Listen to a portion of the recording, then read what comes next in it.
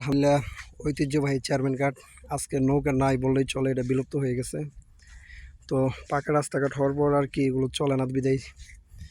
তো সবাই দেখতে পাচ্ছেন কি সুন্দর মনমুগ্ধকর একটা পরিবেশ।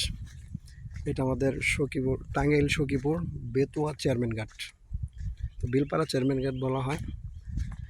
তো জায়গাটার দৃশ্য মনমুগ্ধকর, এটা বলার মতো না।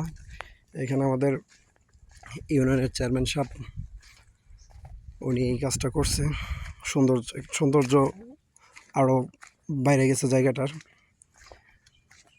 তো আমাদের 2 নং বহরাতুল ইউনিয়নের চেয়ারম্যান সাহেব আমাদের জন্য সুন্দর একটা প্লেস করছে। এখানে বসার জন্য যে কোথা থেকে লোক আসলে বসতে পারবে। দেখতে পাচ্ছেন দুই পাশেই শুধু পানি আর পানি। ওইটাই হলো বহরাতুল ইউনিয়ন পরিষদ আমাদের।